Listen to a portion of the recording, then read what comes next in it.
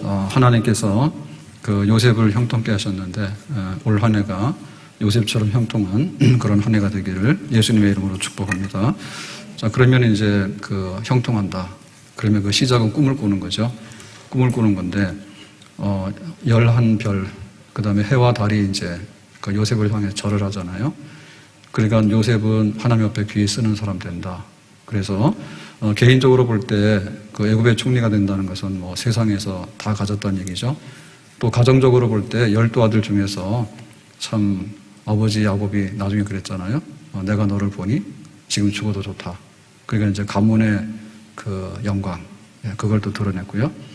또 그 요셉은 고센 땅에 정착해가지고 한 400년 동안 이렇게 이스라엘 백성들에게 바로 요셉의 자손들이다. 그렇게 이제 후광을 입게 되잖아요, 자손들이. 그래서 이제 번창해가지고 국가 단위로 성장하는 그런 형통함. 그러니까는 가정의 축복에서 끝나는 게 아니고 개인에게서 끝나는 게 아니고 그 담장 너머를 가가지고 이제 한 민족을 이루고 또 이 세상에 하나님 백성들 이스라엘의 국가 단위의 그 뿌리를 이루는 그런 것까지 요셉이 누리게 되잖아요. 그러니까 그 형통함이 말로 다 할 수 없습니다. 이런 형통함이 우리에게도 임하기를 원합니다. 첫 번째 꿈을 꾸는 거예요. 꿈을 꾸는 거예요. 하나님께서 주시는 꿈이 있어야 돼. 하나님께서 하실 일을 우리에게 알려주잖아요. 우리가 그걸 받아가지고 붙드는 거죠. 꿈을 꾸는 자가 꿈을 이루고 형통함에 이르게 될 줄로 믿습니다. 두 번째로는 꿈을 꾸는 사람 많아. 그런데 실제로 꿈을 이루는 사람은 소수거든요. 끝까지 이제 꿈을 이루어 나가려면은 거기에 많은 난관들이 있죠. 그래서 각오와 결심이 있어야 됩니다. 힘이 없으면 다시 힘을 얻고 또 결심이 무너지면 다시 허리띠를 졸라매고 결심을 하고 그래서 땅을 바라보는 습관이 있는데 그럴 때마다 이제 고개를 들고 하나님 주시는 꿈을 바라보고 위를 바라보고 그래서 그 17살의 소년의 나이에서 30살의 애굽의 총리가 되잖아요. 그리고 어쨌든 13년이라는 세월은 지나야 돼. 그리고 또 신분이 노예부터 시작해가지고 총리가 되잖아요. 그러니까는 급격한 많은 변화들이 일어나게 되는 거예요. 그리고 자기의 삶의 터전도 지금 이 가나안 땅의 유목민 집이잖아요. 근데 이제 애굽에 궁궐에 들어가가지고 그 총리가 되잖아요. 그러니까 그 삶의 터전도 뿌리를 다 이제 갈아엎어가지고 새로운 것들 펼치시고 그리고 얼마나 많은 그 난관들이 있겠어요. 변화가 일어난단 말이죠. 그러니까 이제 그런 변화들을 붙들고 나가려면 꿈을 이룰 수 있는 각오와 결심이 있어야 됩니다. 아멘. 자, 그래서 오늘은 세 번째 형통의 비결은 뭐냐면 하나님의 은혜가 있어야 된다. 따라서 합시다. 하나님의 은혜. 하나님의 은혜가 있어야 되는데 처음에 이제 이렇게 꿈을 꾸고 꿈을 향해 나가게 될 때 야, 그러면 우리 집에서 참 개천에서 용이 났구나. 그러니까는 그 12아들 중에서 11번째 네가 잘 될 것 같으니까 우리가 다 밀어줄게. 소 팔아가지고 막 서울 그 유학 보내듯이 가정에서 막 후원을 하고 그 다음에 형들이 그래 동생 잘 되라. 그런 다음에 우리한테 좀 뭐 하나 좀 줘라. 이렇게 안 했어요. 그렇게 안 했어요. 근데 여기에 이제 안 좋은 일들이 막 생기는데 그 인간 내면 속에 있는 악한 거 있죠. 또 그 속에 뜯어보면 사탄의 역사 있죠. 그러니까 하나님 주시는 꿈을 훼손시키는 사탄의 역사, 그리고 하나님께서 이루고자 하는 형통함을 훼손시키는 인간의 악성, 이거 그냥 그 암보다 더 강하거든요. 그 인간의 죄성과 악성이 막 일어나게 되면요, 파괴시키는 거예요. 사탄이 막 이렇게 날뛰면요, 그 하나님 주신 꿈들이 파괴되는 거거든요. 자, 그런 것들이 아주 성경에 구구절절히 나타나 있어요. 자, 그래서 보면은 먼저 18절에 이렇게 되어 있습니다. 요셉이 그들에게 가까이 오기 전에 그들이 요셉을 멀리서 보고 죽이기를 꾀하여. 그러니까는 네가 잘났어? 우리가 너한테 절을 해? 그거에 대해서 이제 앙심 품은 거죠, 형들이. 그래가지고는 마음에 그런 게 있는데 집에서는 사람을 멀쩡하게 죽일 수는 없잖아요. 그러니까 이제 그 들에 나가서 양들을 치고 있을 때 요셉이 심부름 오잖아요. 아버지가 보내서. 그러니까 이제 아무도 없는 데서 이제 죽일 수 있는 기회가 됐다. 그래서 이제 죽이려고 하는 거죠. 그러니까 이 형이 얼마나 악해요. 형제간에도 죽인다 살린다는 얘기는 최근의 일이 아니에요. 오래전의 얘기예요. 아담과 하와가 그 첫 아들 낳았을 때 가인 얻었다 했잖아요. 그 다음에 이제 아벨이 동생으로 낳았잖아요. 그 최초의 살인 사건은 형이 동생을 죽인 사건이에요. 그러니까 여기 지금 야곱의 가족들도 야곱이 부인이 넷이잖아요. 원래 라헬을 사랑했는데 근데 자고 나서 보니까 레아가 들어왔잖아. 그래서 부인이 둘이 됐잖아요. 그랬더니 또 부인들이 이제 자기 섬기는 몸종들을 데리고 왔죠. 그렇게 해가지고는 곱하기 2가 돼가지고 부인이 넷이 된 거예요. 그러니까 그 인간의 죄성이 이렇게 뿌리를 내리고 있었는데 요셉이 꿈을 꾸고 나니까 그 이복 형제들끼리 다툼이 아주 심해진 거예요. 그래가지고는 죽이고 싶은 마음이 있었다. 인간이 얼마나 악한가. 인간이 악한가. 자, 두 번째 19절에 보니까 꿈꾸는 자가 오는도다 했죠. 그래서 꿈을 조롱하고 비웃는 거죠. 야, 우리가 저래? 네가 우리보다 더 높은 곳에 올라가? 그거는 못 봐주는 거지. 그러니까는 한 형제라도요, 그 시기 질투가 있습니다. 그래서 형이 주먹이 먼저 나가는 거예요. 동생 패는데. 그 나중에 이제 또 동생이 크잖아요. 그러면 또 형 패버리지. 그렇게 되는 거예요. 그래서 너의 꿈? 그런 게 뭔데? 라고 비웃고 조롱하는 거죠. 그 인간이 악해요. 동생이 잘 됐으면 좋겠다 이런 마음 없어요. 20절에 그를 죽여 한 구덩이에 던지고 그랬죠. 구덩이는 이제 그 물 없는 웅덩이인데 이건 들어가면 못 나오는 거죠. 자기 스스로는. 그러니까 이제 멀쩡한 사람 굶겨 죽이는 거죠. 그렇게 해서 죽이려고 던지는 거죠. 그 다음에 이제 악한 짐승이 그를 잡아먹었다 하자. 이거는 이제 아버지한테 가서 거짓말을 해야 되니까 이제 서로 간에 조작을 하는 거죠. 짐승한테 찢겨 죽었다 해서 피 묻혀가지고 그 채석옷 있죠. 그 요셉을 편애했던 증거물이잖아요. 그래 채석옷 가져가서 피를 묻혀가지고 짐승이 찢어서 죽였다고 거짓말 하자고. 그러니까는 그 아버지를 속이는 거잖아요. 자기 동생을 죽여놓고는 아버지한테 가서 거짓말을 하려고 다 지금 작당을 하잖아. 모여가지고. 얼마나 인간이 악해요. 인간이 음모를 꾸미는 겁니다. 자, 그 다음에 23절에 보니까 채석옷을 벗기고 그랬죠. 그러니까는 그냥 구덩이 던지는 게 아니에요. 이 채석옷이 너무나 꼴보기 싫었어. 그동안에 12아들이 있는데 이 11번째 요셉을 야곱이 굉장히 아꼈거든요. 라헬의 소생이란 말이에요. 그러니까는 채색옷을 입혀줬단 말이에요. 그러니까 배가 아팠던 거지. 그리고 아버지가 얘만 이렇게 편애하는데 우리가 못 봐주겠다 해가지고 거기다 앙심 품은 거지. 그러니까 동생을 이렇게 구덩이에 던지면서 옷을 벗겨가지고 이 채색옷 좀 보라고. 이것 때문에 우리가 그동안 많이 이렇게 섭섭했고 서운했다고. 그냥 그 안갚음을 이제 옷을 벗기는 거지. 옷을 벗기는 거지. 자, 그 다음에 25절에 보니까 그들이 앉아 음식을 먹다가 눈을 들어본 적 그랬죠. 그러니까 이제 그 요셉이 아버지가 심부름 할 때 먹을 거 좀 가져가라 했겠죠. 그러니까 이제 그 도시락 받은 거예요. 도시락 받아가지고는 먹는 거야. 먹는 거는 거부 안 해요. 돼지야. 그래 놓고는 힘내가지고 뭐 하냐면 동생을 구덩이에다 던졌어. 그러가 그 요셉이 얼마나 놀랬겠어요. 형들이 왜 이러냐고 막 이제 살려달라고 막 소리 지르고 아우성 쳤겠죠. 근데도 밥을 먹고 있어. 이게 인간이에요. 그러니까 인간이 정말 피를 흘리면서도요 밥 먹고 있는 거예요. 그래서 우리가 그 사이코패스를 하잖아요. 근데 막 그 세상을 시끄럽게 하는 범죄 행위가 나타날 때 보면은 보통 사람들은 못하는 걸 한다니까. 그냥 웃으면서 해요. 밥 먹으면서 지 동생을 구덩이에다 던져가지고 죽이고 있는 거야 지금. 밥 먹으면서. 소화도 잘 돼. 잠도 잘 자. 그러니까 그 인간의 그 악성이 있잖아요. 그게 아주 잔인한데 얼마나 잔인하면 자기 배고픈 거는 허기진 거를 자기가 이제 채워야 된단 말이에요. 근데 그거를 누가 심부름 해줬어요? 요셉이 지금 심부름 해줬죠. 심부름 해준 요셉을 생각하면 그 음식이 넘어가겠어요? 그리고 아버지가 이 음식을 주면서 우리 자식들이 다 잘 되기 원하고 이런 마음이 있었잖아요. 이게 사랑의 도시락이야.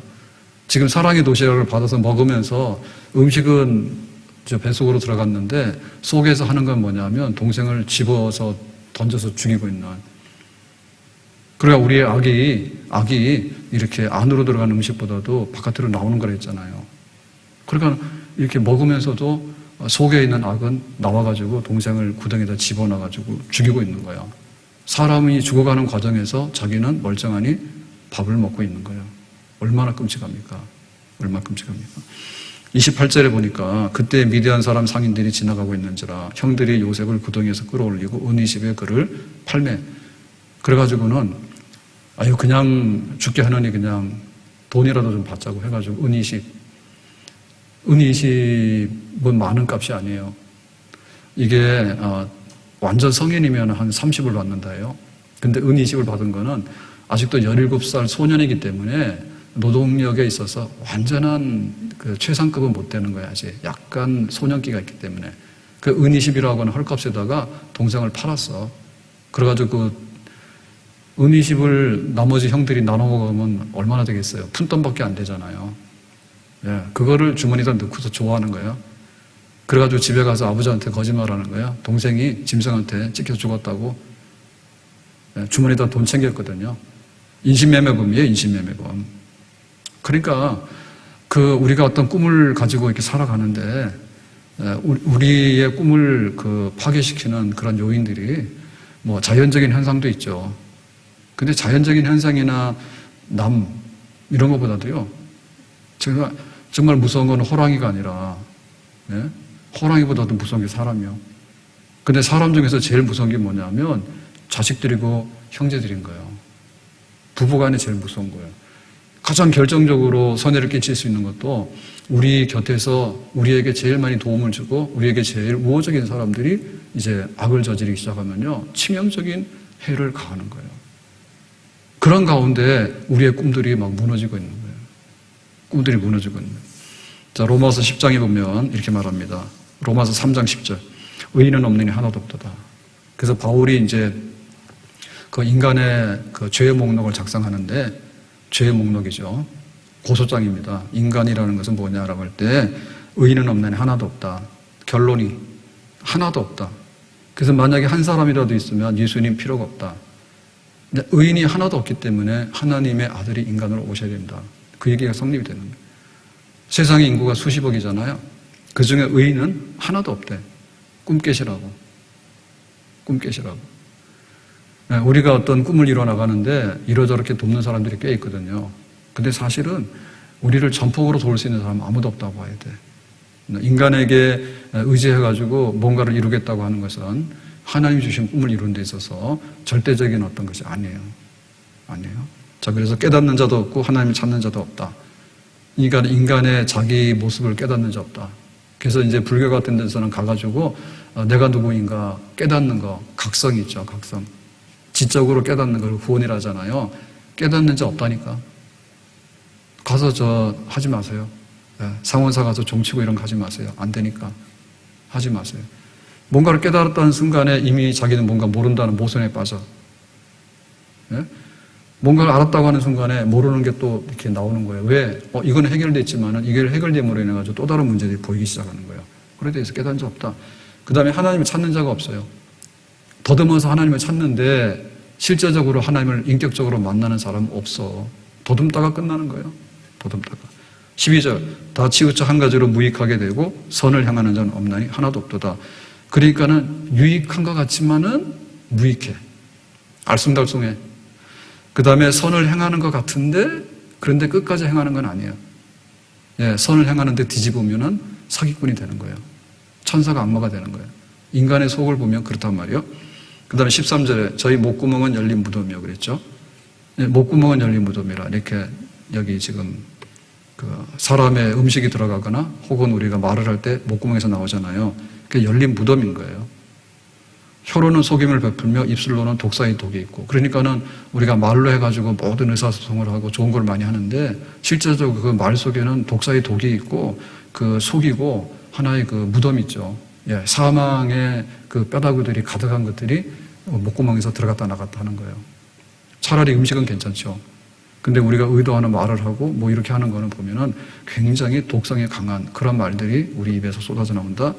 14절, 입에는 저주와 악독이 가득하고 그렇습니다. 네, 겉으로는 축복하지만 속으로 돌아가 보면은 정말 저주와 악독이 가득하고요. 15절에 그의 발은 피 흘리는 데 빠른지라. 그래서 행동하는데 선한 일을 하는 데는 잘 안 가. 근데 나쁜 일 하자 그러면요 신속하게 해쳐버린다니까. 파멸과 고생의 그 길에 있어 평강의 길을 알지 못하였고 그들의 눈앞에 하나님을 두려움이 없느니라 함과 같으니라. 그러니까 이게 총체적인 악성을 지금 고소하고 있는 겁니다. 바울이. 인간의 그 악성에 대해서. 그러니까 인간의 그 총체적인 악성이라는 것은 양적으로도 굉장히 많고 그 다음에 질적으로도 치명적인 악성을 가지고 있는 거예요. 질적인 타락과 양적인 타락이 다 된 거야. 그러니까 우리가 꿈을 가지고 살자라고 할 때 나를 지지해가지고 나를 으쌰으쌰하면은 꿈이 이루어진다 안 된다? 안 된단 말이에요. 우리가 부모님의 도움을 좀 받을 수 있지만은 부모님 때문에 하나님 주신 꿈이 다 이루어진다라고 할 때 그것이 될 수도 있지만은 근본적으로는 안 된단 말이에요. 우리 주변에 좋은 사람들이 많이 있어서 그 꿈을 이뤄나가는 도움을 줄 수 있잖아요.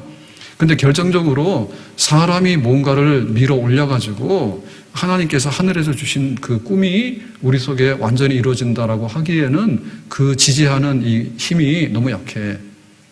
인간은 악하다. 오히려 우리의 꿈을 파괴시키고 오히려 우리의 꿈을 좌절시키는 이런 일들을 많이 해. 그리고 인간들이 사는 이 세상은 그런 구조를 많이 가지고 있어. 그러니까는 꿈이 자라나서 꿈이 커가는데 도움이 안 돼. 약간의 도움을 줄 수 있지만 우리가 그것 때문에 꿈이 이루어진다 안 된다라고 결론 짓기에는 너무나 허술하다. 그러면 요셉은 하나님 주신 꿈을 가지고 있었는데 차라리 자기 집에서 부모 형제들조차라도 그 꿈을 뒷받침을 못 해줬잖아요. 그러면 하나님께서 주신 꿈이 어떻게 되느냐? 그러면 꿈은 좌절되느냐? 아니라 얘기죠. 어떻게 그 꿈이 이루어져요? 인간은 악해서 형들은 꿈을 방해했다니까요. 아버지도 요셉의 꿈을 지지하고 또 이렇게 옹호해주고 하는데 쓰지 못했어요. 하물며 요셉하고 상관이 없는 사람들이 요셉 네가 꿈 꿨냐? 우리가 유학 보내줄까? 우리가 너에게 경제적으로 후원해줄까? 그렇게 해가지고 요셉을 애굽의 총리 되는데 운동을 시켜가지고 이렇게 세웠느냐? 다른 사람들은 관심도 없죠. 나하고 아무 상관이 없는 거야. 근데 어떻게 이 요셉이 꿈을 이루는 사람이 됐느냐? 하나님의 은혜가 거기에 작용한 거죠. 인간의 어떤 그 공로 내지는 인간의 어떤 선함, 그게 아니라 차라리 인간들은 그 꿈을 짓밟고 깨는 일을 하거든요. 그러면 하나님의 꿈은 어떻게 되느냐? 하나님의 은혜가 그 인간이 악할지라도 인간의 악 위에 있는 하나님의 은혜가 그 인간의 악을 덮어버리는 거지. 하나님의 은혜가 그 꿈을 이루도록 그렇게 효력을 발휘하는 것이죠. 아멘. 자, 22절에 보면 이렇게 되어 있습니다. 루벤이 그들에게 이르되, 루벤은 그 12 형제들 중에서 장남이 루벤이에요. 장남이 형제들한테 말하는 거예요. 피 흘리지 말자. 원래는 죽이려 했거든요. 원래는 이 형들이 막 살기등등 해가지고 야 요셉 여기서 죽여도 아무도 모르겠네 죽이려 했어. 근데 루벤이 들어서가지고 중재하는 거예요. 피 흘리지 말자. 그를 광야 구덩이에 던지고 손을 그에게 대지 말라 하니. 그러니까 우리가 피 묻혀서 죽일 필요가 있느냐. 그러니까 이 구덩이 속에다 던져놓으면 좀 이따가 그냥 죽는다고. 이거는 루벤이 제일 큰 형이기 때문에 그래도 그 동생 생각하는 마음이 좀 있었던 거예요. 그래서 일단 간에 당장에 죽이면 끝나는 거 아니에요. 그러니까 구덩이에다 던져놓고 나중에 어떻게 좀 살려볼 궁리를 하려고 이렇게 한 거야. 그러면 이거는 루벤이 한 거냐? 루벤이 했지만은 누가 배후에서 작용한 겁니까? 하나님이 작용한 거지. 그 살기등등한 형제들 틈바구니에서 장남이 나서서 내가 큰 형으로서 말하겠는데 뭐 피까지 흘릴 필요 있어. 그냥 구덩이에 던져놔. 나중에 빼돌리려고. 하나님께서 거기에 은혜의 역사를 나타내신 거죠. 아멘? 그러니까 요셉의 꿈은 한순간에 죽을 뻔했다니까요. 없어질 뻔했다니까요. 근데 루벤이 한마디 함으로 인해가지고 그 위기를 벗어나는 거예요. 그 다음에 이제 그 구덩이에 던져놓고 가면은 정말 요셉은 죽거든요. 그 다음에 누가 나와서 중재하는가 하면 유다가 그래요. 유다가. 아유 그냥 이거 구덩이에다 놓고 죽으면은 뭐해. 그냥 죽었다 셈 치고 그냥 노예로 팔아버리면 돈이라도 좀 벗지 않냐. 그러니까 차라리 노예로 팔자 한 거죠. 그래 또 건져내는 거죠. 그래 뭐 듣고 보니까 그냥 여기서 죽느니 노예로 팔면은 우리가 돈도 챙기고 뭐 낫겠네. 그 유다가 변론하는 거예요. 12 그 아들 중에서 그 유다 지파가 나중에 그 예수님이 탄생하는 그런 지파가 되잖아요. 그러니까는 그 예수님의 그 중보자 되심의 그런 정신을 가지고 유다가 그래도 이거 살리긴 살려야 되겠다 해서 죽이는 것보다는 구덩이에 던져놓는 것보다는 노예로 파는 게 낫겠다 해가지고 또 얘기를 한 거예요. 그러니까는 그 형제들이 그래 그냥 그래가지고 은 20에 흥정해서 팔아먹고 만 거예요. 그러니까 여기도 하나님의 은혜의 손길이 작용한 거죠. 아멘. 자, 36절에 보면 이렇게 되어 있습니다. 그 미디안 사람들은 그를 애굽에서 바로의 친위 대장 보디발에게 팔았더라. 그러니까 노예를 이제 사가지고 가서 돈을 남기고 팔았겠죠. 그러면 노예 시장에 서 있는데 사람들이 쭉 가서 이 노예를 보고 흥정할 거 아니에요. 얘 얼마? 이렇게 할 거 아니에요. 그러면 주인이 정해지잖아요. 그러면 꼼짝없이 그 집의 물건이 되는 거예요. 그러면 부잣집에 가면 그 부잣집의 노예가 되는 거고, 만약에 정말 그 강제 노동시키는, 예? 그런 아주 그냥 막노동이나 막 해가지고 노동 착취나 막 하려고 하는 그런 주인이 와서 사가면 그런 일만 하겠죠. 주인 잘 만나야 되잖아. 그런데 누가 와서 흥정을 했습니까? 여기 보니까 친위 대장 보디발, 그 바로왕을 섬기는 그 경호대장 보디발이라고 하는 유력한 사람이 와가지고 딱 찍은 거죠, 요셉을. 얘 얼마냐고. 그래가지고는 이제 사간 거예요. 그러면 요셉은 지금 어디를 갈지 모르잖아요. 어디를 갈지 모르는데 어디로 갔습니까? 보디발의 집에 간 거야. 그러니까는 친위 대장의 집으로 갔다는 얘기는 친위 대장이 바로왕을 아는 사람이 안 아는 사람이요. 알 뿐만 아니라 신임을 받는 사람이잖아요. 그러니까 한 달이 건너면은 바로왕에게도 갈 수 있는 약간의 희망이 보이잖아. 그러니까 하나님께서 그 요셉의 꿈이 망가지도록 하는 인간의 악한 행위들 미워하고 죽이려고 하고, 그 다음에 구덩이에다 던지고, 그 다음에 팔아먹고, 그 다음에 음식을 먹으면서도 그 동생이 막 울고 있는데 소화도 잘 되고, 이런 식으로 하면은 이거는 꿈은 다 박살나는 거거든요. 그런데 한편에 있어서 하나님께서 이렇게 그 꿈을 보존해 주시는 거예요. 그 꿈을 향해서 하나님께서 뒤에서 자꾸 미는 거예요. 얘를 왜 피 흘려 죽이느냐, 구덩이에 던지고, 왜 구덩이에다 던져? 그냥 노예로 팔아. 노예로 팔렸는데 그 애굽에 가가지고 친위 대장의 집에 노예로 이렇게 들어가게 되는 역사를 보면, 인간들이 와서 아무리 그 꿈을 짓밟고 인간들이 와서 그거를 훼손시키려 한다 하더라도 하나님이 은혜 주시고 하나님 붙드시면 그 꿈을 보존할 뿐만 아니라 그 꿈이 이루어지는 방향으로 나가게 되는 줄로 믿습니다. 괴로울 때 주님의 얼굴 보라, 평화의 주님 바라보아라. 다 같이. 세상에서 시달린 친구들아, 위로의 주님 바라보아라. 괴로울 때 주님의 얼굴 보라, 평화의 주님 바라보아라. 세상에서 시달린 친구들아, 위로의 주님 바라보아라. 하나님이 꿈을 주셨고, 꿈은 곧 하나님이에요. 하나님이 꿈이고, 꿈이 곧 하나님. 근데 그 하나님 어떤 분이냐 할 때, 하나님 거룩하신 분이에요. 근데 하나님 어떤 분이냐 할 때, 하나님의 이 속성과 성품은 은혜로우신 분인 거예요. 은혜라고 하는 것은 뭐냐면 거저주기를 좋아하시는 거예요. 선물을 막 주는 걸 좋아하시는 거예요. 선물 받으면 기쁘죠? 선물 받고 싶어요? 새해 선물 받았어요? 선물 줬어요? 아무것도 안 주고 안 받았어요? 냉정하기는. 주고받아야지. 그 인사 은혜예요, 은혜. 인사는 은혜예요. 그 우리가 인사하기도 하고 인사받기도 하고 하는 거예요. 그래가지고 그 넉넉하게 주는 거 받는 거죠. 그게 바로 은혜죠. 하나님은 은혜 베푸시는 분이라네요, 하나님 냉정해가지고요, 꼬투리 잡아가지고 막 털어서 먼지 안 나는 사람 없다고 터는 분이 아니에요. 은혜 반대되는 게 뭐냐면 욥을 고자질했던 사탄이에요.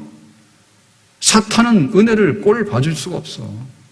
어쨌든 간에 의심하고 어쨌든 간에 조사해가지고는 그 막 참소하고 뒤집어 씌워가지고는 얘는 아주 그냥 꽉 쳐야 된다고 그렇게 해서 막 범죄자를 만들고 그런 거거든요. 이 세상 굉장히 은혜가 없습니다. 은혜 없습니다. 근데 하나님 뭐냐면 은혜로우신 분이라. 하나님 넉넉한 분인 거예요. 그래서 그 하루 품삯으로 살아가는 사람이 가난하게 되니까 이제 주인이 와서 부를 때 포도원에서 일하는데 오전 9시부터 문 열어놨잖아요. 하루 품삯 주니까 오라 해서. 근데 오후 5시에 불렀다니까. 오후 6시에 문 닫는데. 그러고 나서 하루 품삯을 준 거예요. 그 나중에 따졌잖아요. 아침 9시에 와서 일한 사람이. 너무하네. 나는 아침부터 와가지고 이렇게 다 일했는데 얘는 1시간밖에 일 안 했는데 왜 이렇게 주냐고. 그래서 주인이 어이없었죠. 야, 내가 주인인데 너한테 약속한 거 다 줬잖아. 그런데 1시간 일한 사람 내가 주는데 내가 은혜를 베풀고 싶어서 주는 거야. 네가 왜 상관해? 상관할 거 없잖아요. 왜 이 사람은 지금 하루 노동을 안 하면 먹고 살 길이 막연한 사람이라. 내가 넉넉하게 주는 거에 대해서 네가 왜 말을 하니? 말할 필요 없는 거지. 그러니까 하나님께서 은혜를 주시는데 그 은혜가 잘 안 보이거든요. 우리가 볼 때. 하나님은 은혜로 오신 분이라니까요. 아멘? 근데 그 은혜 잘 안 보인다니까요. 하나님께서 우리에게 공짜 선물 언제 주시냐고 그러니까 받은 적이 없다고 자꾸만 이렇게 발뺌을 하잖아요. 내가 언제 받았는데 은혜를 그러잖아요.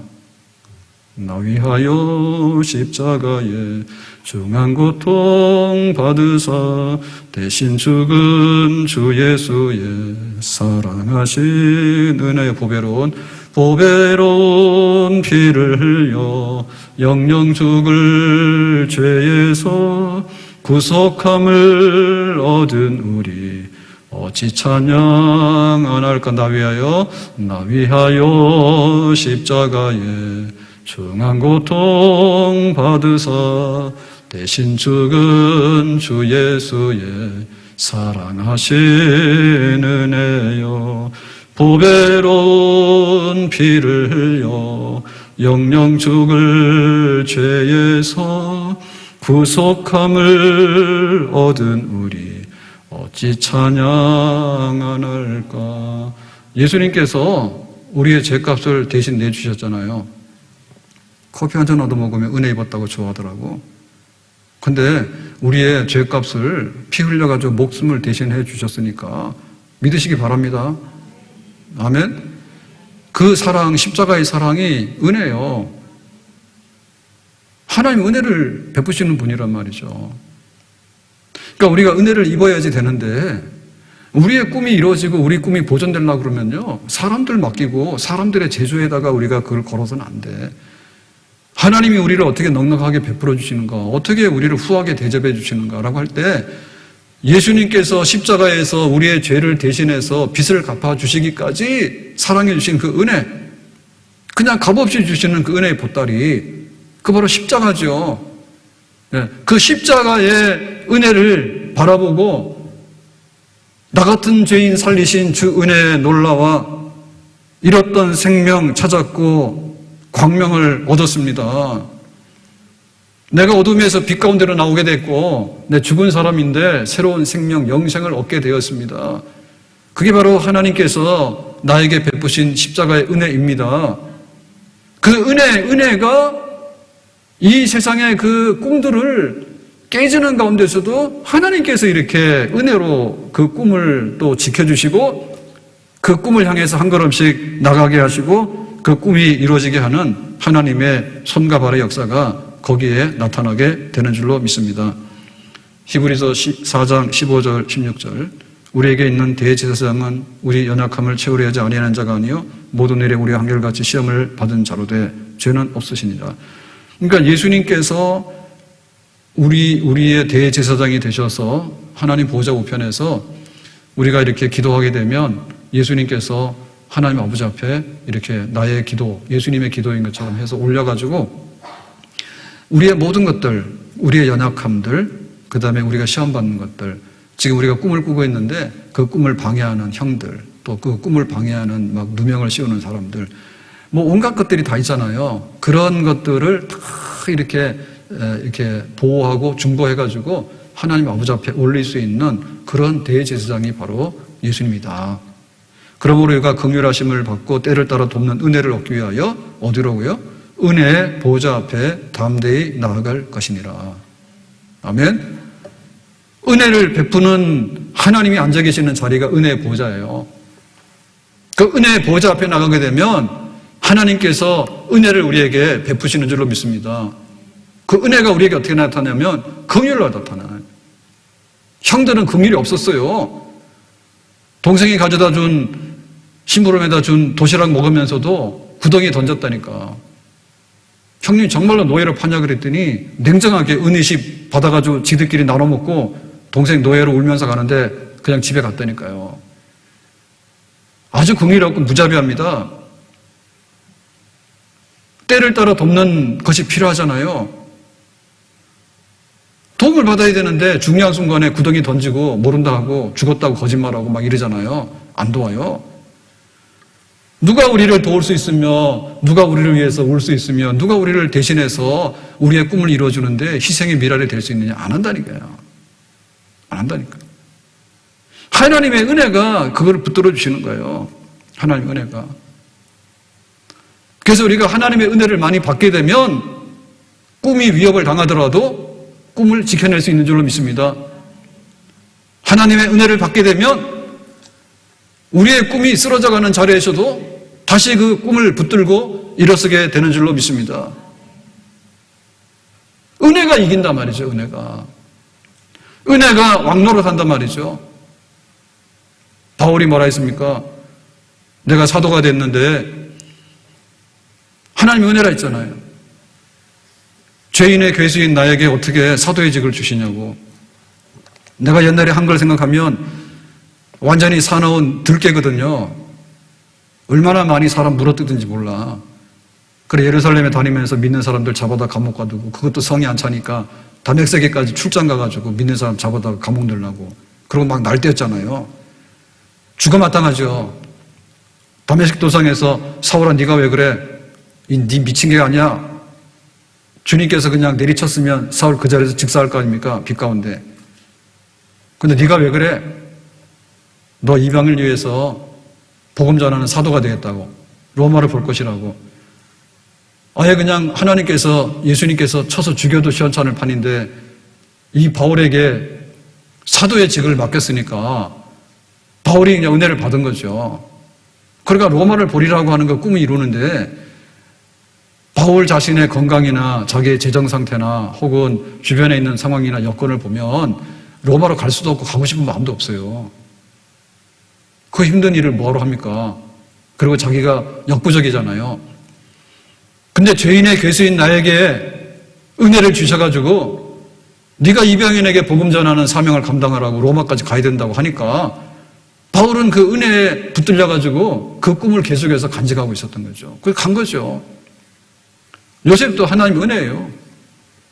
하나님이 나같이 부족한 사람에게 아버지 야곱이 뭐 그렇게 잘났습니까?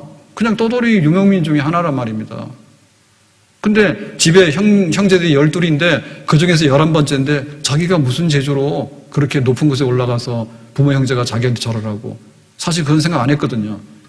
근데 하나님께서 그런 꿈을 주셨잖아요. 그러니까는 그 꿈을 지켜나가고 이겨나가는 데 있어서 하나님이 나에게 은혜를 주신다고, 하나님이 나를 봐주신다고, 하나님께서 나의 배경이 되신다고. 그러니까 형님들 생각하면 하루도 견딜 수가 없잖아요.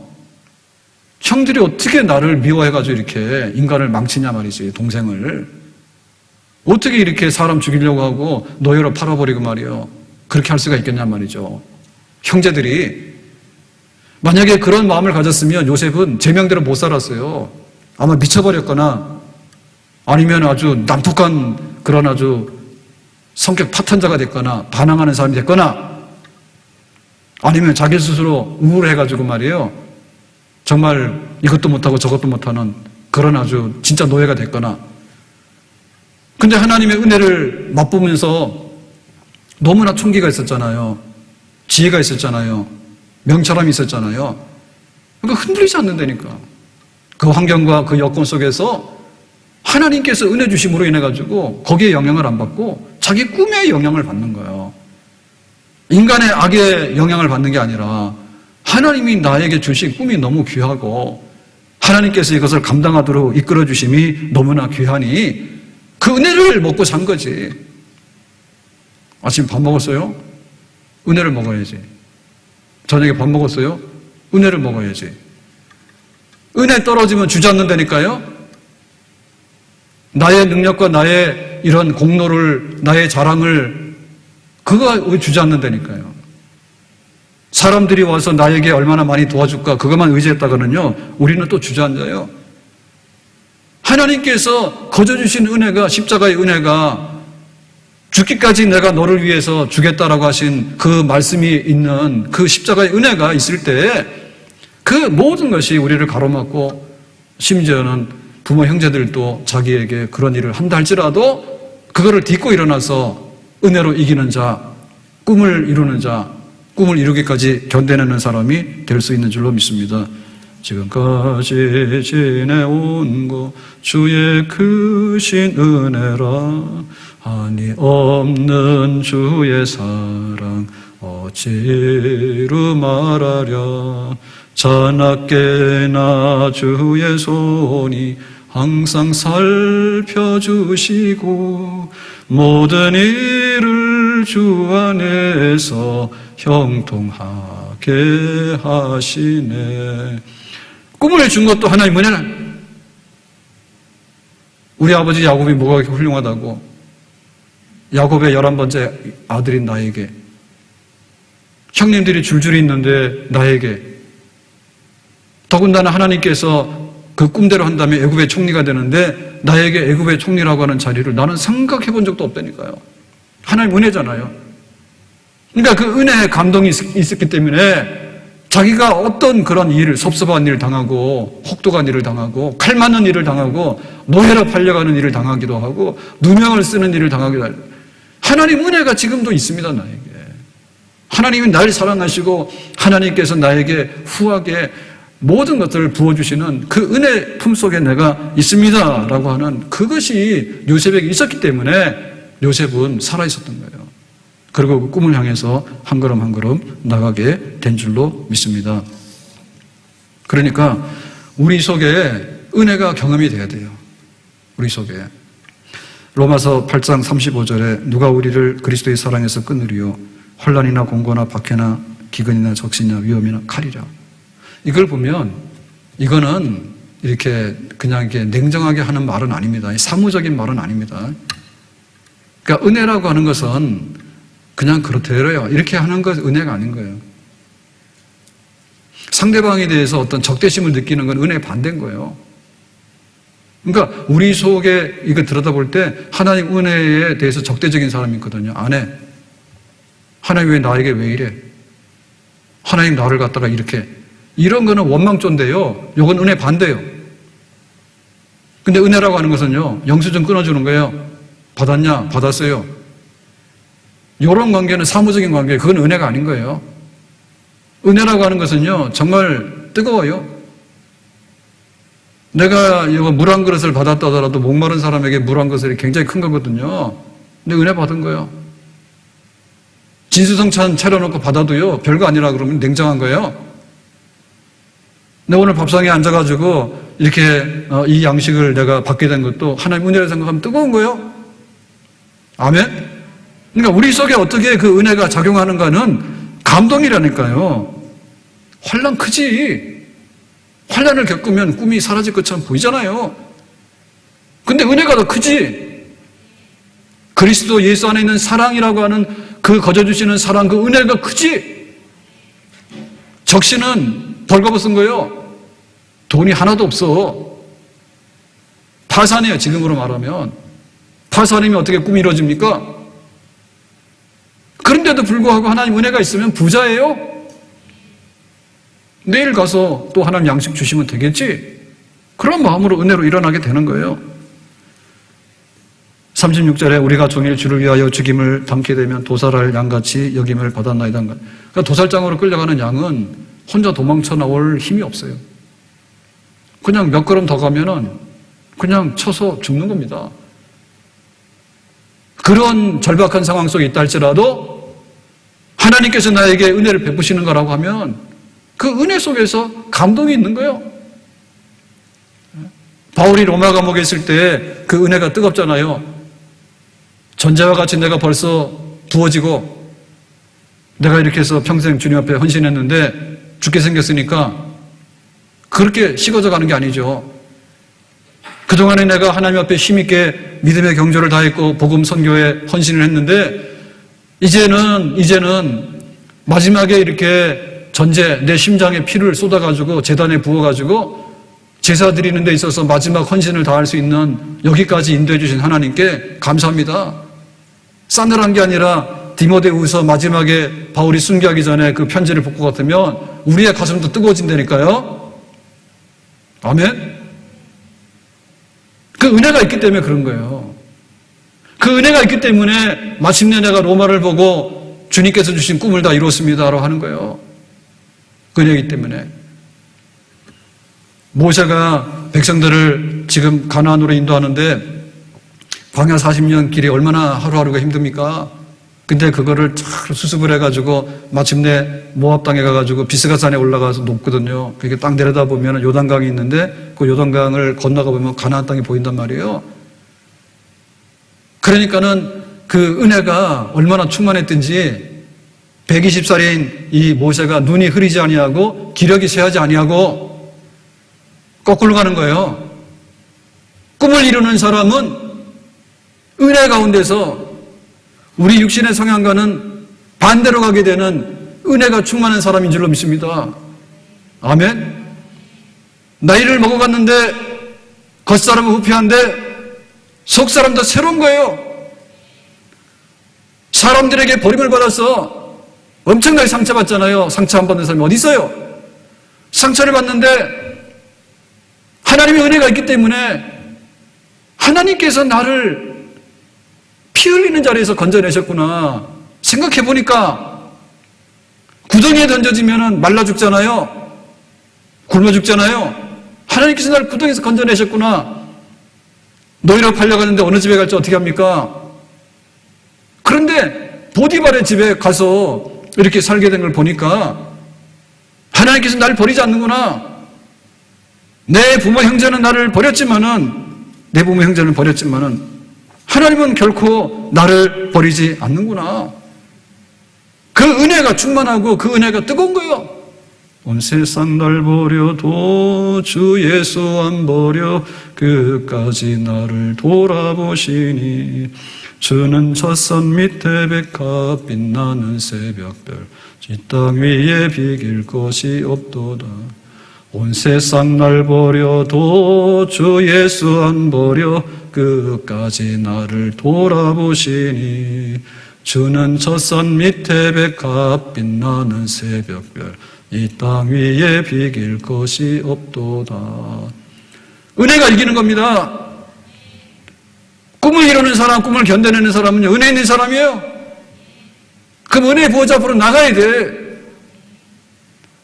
은혜의 보좌 앞에 나가서 보좌에 계신 하나님, 은혜로우신 하나님, 나 위에서 십자가에서 피 흘려 죽기까지 하신 우리를 구원하신 주 예수 그리스도 그 앞에 나가서 우리가 은혜를 구하게 될 때 값없이 주시는 선물을 받아서 우리 꿈을 위협하고 우리 꿈을 짓밟고 우리 꿈을 회방하는 그 어떤 것이라 할지라도 이겨내면서 마침내 꿈을 이루는 자리에 우리가 든든하게 서게 되는 줄로 믿습니다. 은혜 받아야 돼. 은혜 받아야 돼. 은혜 충만해야 돼. 바울이 로마까지 갔잖아요. 얼마나 고생스러웠습니까? 근데 은혜가 왕노릇했다니까. 나 같은 죄인의 괴수에게 어떻게 사도의 직을 주시는지, 얼마나 많은 그 연단과 환란이 있지만은 그것을 딛고 나갈 수 있는 하나님께서 은혜를 나에게 부어주시는지. 모세가 가나안 땅에 내 백성 데리고 가라 했는데 얼마나 큰 힘든 일입니까? 광야에서 하루 눈 뜨면 뜨겁고 춥기도 하고 길이 멀기도 하고 한둘도 아니고 둘이 살아도 힘들어서 이혼한다 만다 하는데 그 200만이 되는 백성들을 거느리고 가는데 얼마나 시달리고 그런 일이. 근데 은혜가 있기 때문에 그 가나안 땅으로 인도하는 그 일을 해내는 거예요. 모세의 은혜 있어요. 바울도 은혜 있어요. 느헤미야도 예루살렘 성벽을 재건하는 그런 꿈을 꾸고 왔는데 현실은 너무나 어려워. 돈도 없고 일할 사람도 없고 주변에 사마리 사람들 막 날뛰고 힘들어. 근데 은혜가 있는 거예요. 내가 이 사명 감당해야 되겠는데 하나님께서 붙들어 주시니까 그 난관들을 이겨내면서 그 예루살렘 성벽을 재건하는 그런 역사를 이루어내게 되는 줄로 믿습니다. 꿈을 꿉시다. 아멘. 꿈을 이룹시다. 아멘. 하나님 은혜를 받읍시다. 아멘. 은혜 받아야 되는 거예요. 형통한 자리에 가는 과정이 있는데 형통한 자리에 가는 그 과정 속에서 하나님의 은혜가 있어야지 우리가 견뎌낼 수 있는 거예요. 아멘. 십자가에서 거저주시기로 하신 주님의 십자가의 사랑이 녹아있는 그 은혜, 그것이 우리 속에 뜨겁게 있을 때 우리의 꿈, 그 하늘에서 주신 꿈은 이 땅에도 이루어지는 그런 열매를 맺게 될 줄로 믿습니다. 기도합니다. 오늘 주신 말씀과 같이 우리가 꿈을 이뤄나가는데 하나님의 은혜가 꼭 필요합니다. 부모 형제도 요셉을 못살게 굴었고 세상 사람들도 요셉에게 큰 고통을 많이 주었지만 그러나 은혜가 살아있어서 그 은혜가 뜨겁게 살아있어서 요셉은 꿈을 이루는 자리에 서게 되었습니다. 저희들이 은혜의 보좌 앞에 나오기를 즐거워하고 은혜 받는데 가슴이 뜨거워질 만큼 은혜를 받아서 성령으로 충만하고 말씀으로 배부르고 늘 기도의 무릎으로 강해서 은혜 아래서 은혜 가운데서 꿈을 성취하는 사람들 되게 하옵소서. 주 예수님 이름으로 기도하옵나이다. 아멘.